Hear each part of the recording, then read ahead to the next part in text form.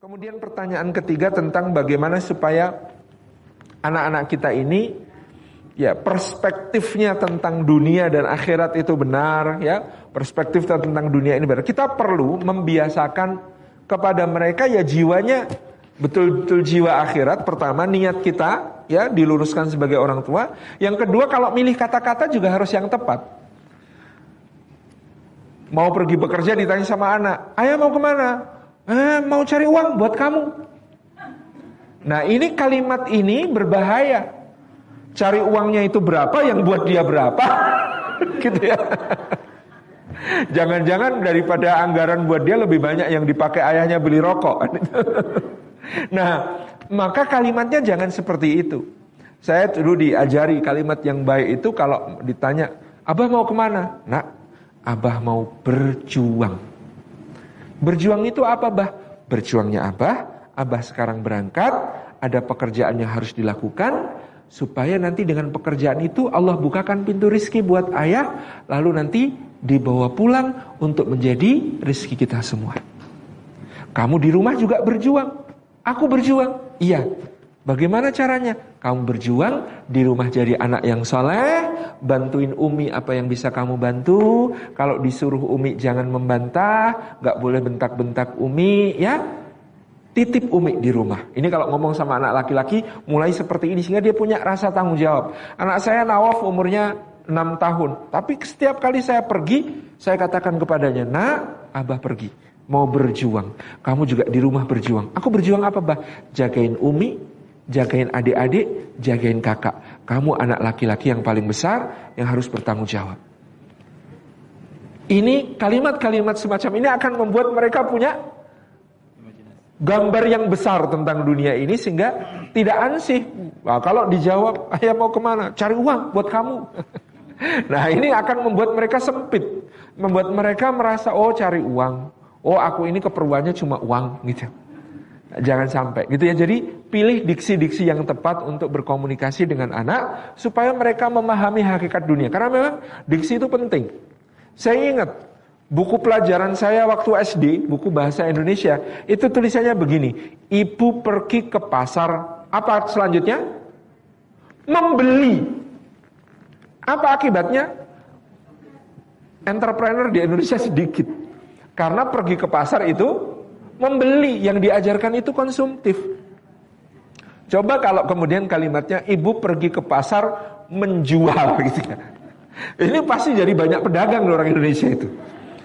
Tapi karena kalimatnya ibu pergi ke pasar membeli, maka kemudian menjadi kita terdidik untuk konsumtif. Coba kalimat waktu SD. Bapak pergi ke kantor. Sehingga bekerja sebagai pegawai kantoran itu tertanam dalam benak anak-anak kita. Seakan yang bekerja kantoran selalu lebih mulia atau bahkan lebih kaya daripada yang bekerjanya sebagai wirausaha, entrepreneur gitu ya. Coba kalau diganti menjadi bapak pergi ke apa namanya? Yang lain ya. Bapak pergi ke pantai. Oh, ke pantai kenapa? Gitu ya. Mengawasi kapal-kapal yang dia sewakan kepada nelayan gitu ya. Itu kan beda gitu ya. Jadi kita ini dulu diajarkan yang kaya raya itu, yang mulia, yang hebat itu bapak pergi ke kantor, ibu pergi ke pasar, bapak itu ke kantor bekerja jadi kuli padahal kuli perusahaan gitu ya. Sementara ibu itu pergi ke pasar untuk konsumtif. Ini yang kemudian tertanam dalam benak kita. Apalagi kita ini sering mengajarkan dengan cerita-cerita masa lalu kita itu agak bermasalah sebenarnya, Ustaz. Kalau di Jawa ada cerita Jaka Tarub Nawang Wulan. Jadi Jaka Tarub mengintip bidadari mandi, menyembunyikan salah satu pakaiannya. Jadi kenapa Indonesia ini pengakses situs porno terbesar di dunia? Diajarin sejak kecil kayak begitu gitu ya. Kan gak karu-karuan. Apalagi ada cerita si kancil anak nakal suka mencuri timun. Betul kan? Tapi si kancil anak nakal yang suka mencuri timun itu pahlawan. Si kancil bisa mengalahkan harimau, si kancil bisa mengalahkan buaya, si kancil bisa mengalahkan Pak Tani, ya kan? Jadi si kancil ketika tertangkap dia pura-pura mati. Iya kan? Lalu dilepaskan oleh Pak Tani, lalu dia melarikan diri. Kan ini pendidikan koruptor sejak dini. Bahwa yang namanya koruptor, si kancil anak nakal yang suka mencuri timun, itu bisa jadi pahlawan. Di koruptor adalah pahlawan. Dan cara untuk melarikan diri dari hukuman adalah pura-pura sakit, pergi ke Singapura. Contohnya gitu ya. Itu tadi kan si kancil semuanya ceritanya. Iya enggak? Kita sekarang enggak sadar gitu ya, menceritakan kisah-kisah seperti itu, ternyata itu sebuah hal yang tadi tertanam dalam benak betul-betul. Coba kalau si kancil anak nakal diganti dengan Abu Bakar As-Siddiq. Coba kalau si kancil anak nakal diganti dengan Umar bin Khattab, dengan Utsman, dengan Ali, dengan Talhah, dengan Zubair. Kan akan menjadi sesuatu yang penanamannya itu beda.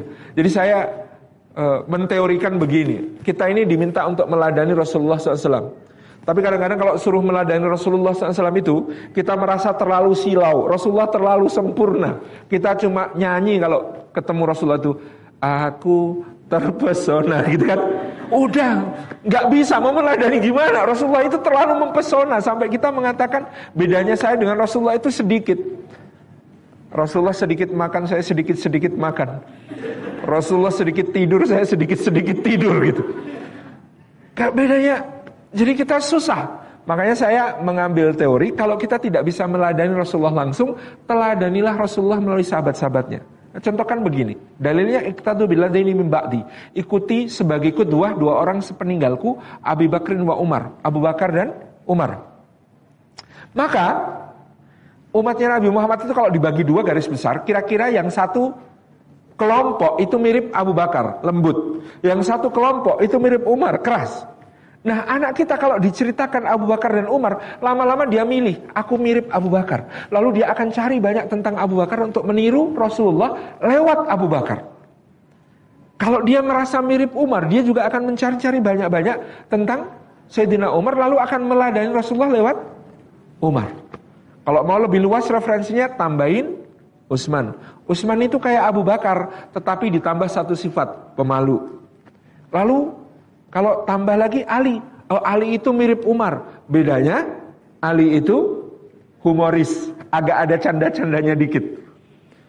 Terus nanti kembangkan menjadi 10 sahabat yang dijamin ke surga. Itu pasti ada tambahan-tambahan sifat. Jadi anak kita itu nanti merasa, oh aku tuh mirip Sa'ad bin Abi Waqqas. Anak mama, tapi pemberani di luar. Bad boy di luar, anak mama di rumah gitu. Jadi Sayyidina Sa'ad bin Abi Waqqas itu kan sama ibunya deket sekali, sayang sekali ya. Sampai ketika ibunya memboikot mogok makan itu kan beliau jagain, gak pernah ditinggalin. Tapi kalau di luar, kata Sa'ad bin Abi Waqqas, aku adalah orang pertama yang menumpahkan darah dalam Islam. Ada orang gangguin sholat, ambil rahang unta, gaplok kepalanya gitu ya. Ini kan kita bisa membuat anak-anak kita itu punya apa? Tokoh-tokoh panutan itu dari sahabat. Sebelum mereka terlanjur, aku tuh kayak Iron Man. Aku tuh kayak Spider-Man. Susah nanti gitu dia mau meniru tokoh-tokoh itu, dia akan kesulitan. Tapi kalau meniru tokoh-tokoh sahabat ini keren. Jadi kita harus mulai tadi mengenalkan kisah-kisah sahabat itu untuk anak-anak kita supaya mereka merasa aku tuh mirip siapa. Aku tuh mirip siapa. Anak saya itu si Nawaf mengatakan mirip Abu Bakar gitu ya, karena memang lembut, dia itu gampang tersentuh. Adiknya yang dimarahi uminya, dia yang nangis gitu. Jadi kata dia ini mirip Abu Bakar gitu. Terus Jason mirip siapa? Karena dia itu sok cuekan, terus kemudian kalau sudah punya kemauan kuat sekali, terus dia itu juga agak humoris gitu ya. Wah, ini mirip Sayyidina Ali gitu kan ya. Kita didikkan supaya mereka merasa mirip salah seorang sahabat Nabi SAW. Itu akan menjadi kekuatan yang luar biasa untuk mereka.